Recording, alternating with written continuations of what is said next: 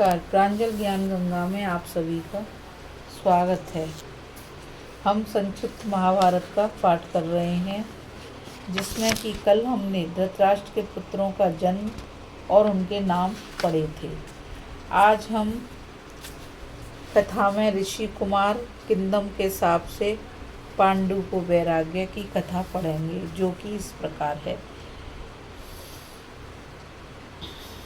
जन्मेजय ने पूछा, भगवान, आपने धृतराष्ट्र के पुत्रों का जन्म और नाम सुनाया। अब मैं पांडवों के जन्म की कथा सुनना चाहता हूँ।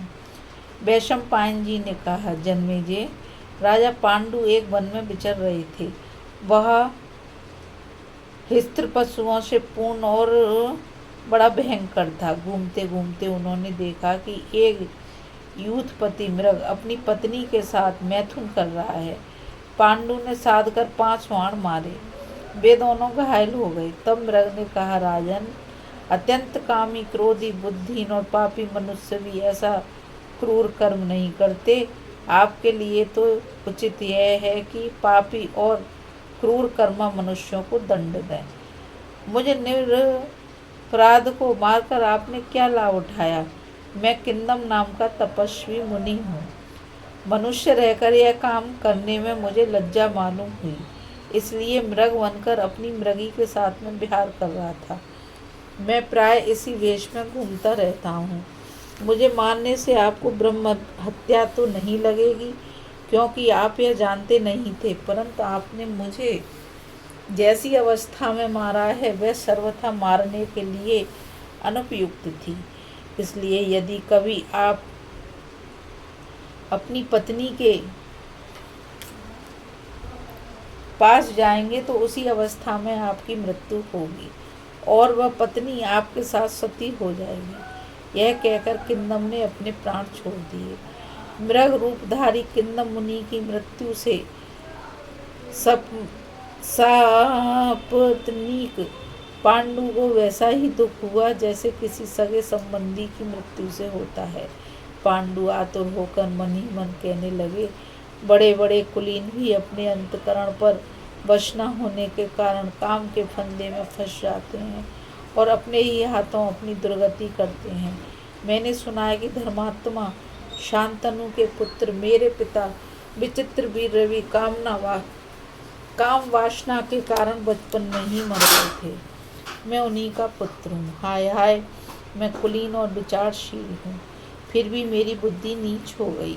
अब मैं इस बंधन का त्याग करके मोक्ष का ही निश्चय करूँगा और अपने पिता महर्षि व्यास के समान अपना जीवन निर्वाह करूँगा।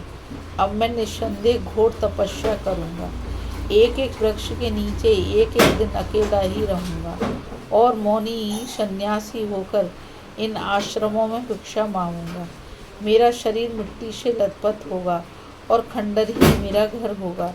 प्रिय और अप्रिय की भावना छोड़कर मैं शोक और हर्ष से ऊपर उठ जाऊंगा। निंदा और स्तुति मेरे लिए समान हो जाएगी। आशीर्वाद, नमस्कार, सुख दुख और परिग्रह से रहित होकर ना तो किसी की हंसी करूंगा और ना किसी के प्रति क्रोध करूंगा। मुँह सर्वदा प्रसन्न होगा, शरीर से सबका भला होगा और चराचर किसी भी प्राणी को नहीं सताऊंगा। सभी प्राणियों को अपनी संतान की तरह मानूंगा। कभी खा लूँगा तो कभी उपवास करूँगा। लाभ और अलाभ में मेरी दृष्टि समान होगी। कोई मेरी एक बाह को वसूले से काट डालेगा तो और एक में चंदन लगा देगा तो उन दोनों के प्रति मैं बुरा भला कुछ भी नहीं सोचूंगा।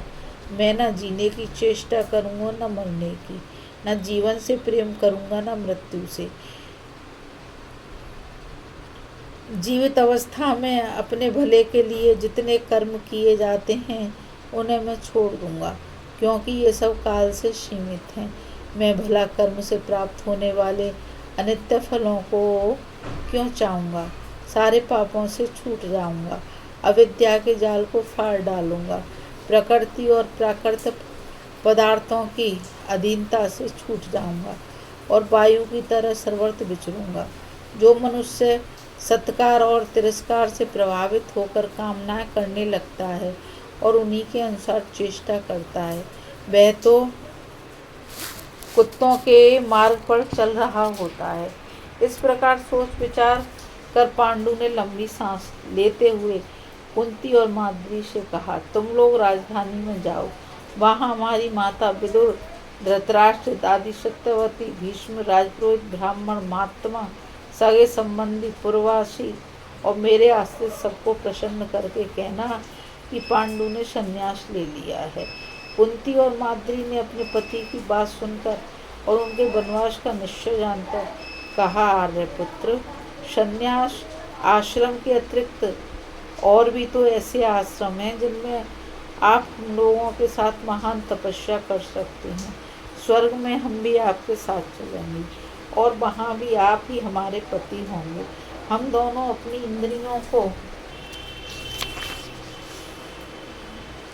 वश में करके कामजन्य सुख को तिलांजलि देकर स्वर्ग में भी आपको प्राप्त करने के लिए आपके साथ महान तपस्या करेंगे। महाराज, यदि आप हमें छोड़कर जाएंगे तो हम अवश्य ही अपने प्राण त्याग देंगे, इसमें कोई संदेह नहीं है।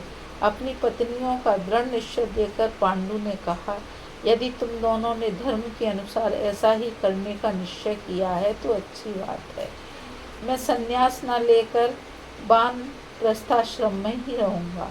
विषय सुख और कामोत्तेजक भोजन का परित्याग करके फल मूल खाऊंगा, वल्कल पहनूंगा और घोर तपस्या करता हुआ इस महान वन में विचरूंगा।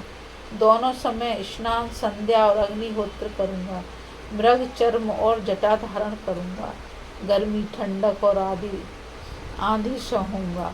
भूख प्यास का ध्यान नहीं रखूंगा और दुश्चर तपस्या से शरीर को सुखा डालूंगा।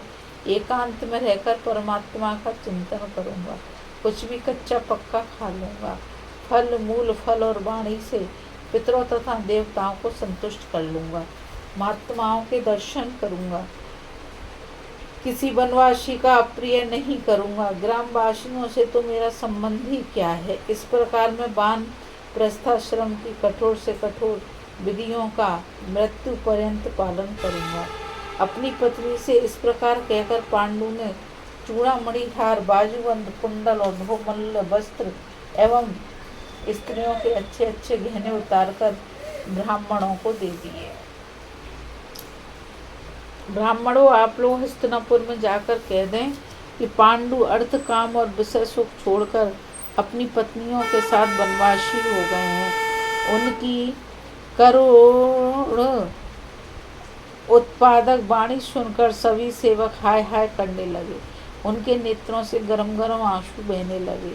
वे सारा धन लेकर बड़े कष्ट से हस्तिनापुर आए और पांडु की अनुपस्थिति में राजकाज करने वाले धृतराष्ट्र को सब दे दिया तथा सारा समाचार सुनाया। अपने भाई का समाचार सुनकर धृतराष्ट्र को बड़ा दुख हुआ। उन्होंने सोने, बैठने और खाने पीने में कहीं भी रुचि नहीं रही। वे अपने भाई की चिंता में ही मग्न रहने लगे। उधर पांडु अपनी पत्नियों के साथ एक से दूसरे पर्वत पर होते हुए गंधमादन पर पहुँचे।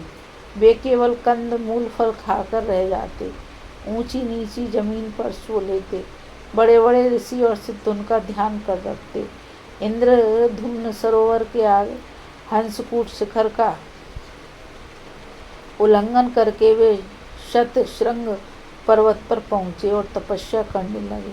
वहाँ सिद्ध, चारण आदि सभी उनसे बड़ा प्रेम करते थे। महात्मा पांडु सबकी सेवा करते थे। मन और इंद्रियों को वश में रखते और कभी घमंड नहीं करते। वहाँ कोई ऋषि पांडु को अपना भाई मानते तो कोई सखा और कोई पुत्र मानकर उनकी रक्षा दीक्षा का ध्यान रखते थे। इस प्रकार पांडु की तपस्या चलने लगी।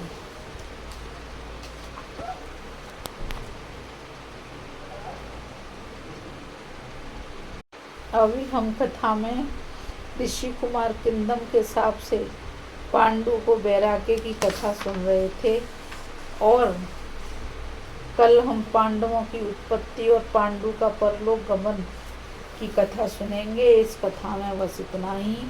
अब मैं आपसे यही कहूँगी कि इस चैनल को ज़्यादा से ज़्यादा लाइक करिए, शेयर करिए और सब्सक्राइब करिए ताकि ये अमूल्य ज्ञान अधिक से अधिक लोगों तक पहुंच सके। इस कथा में बस इतना ही। राधे राधे। जय श्री कृष्णा। नमस्कार।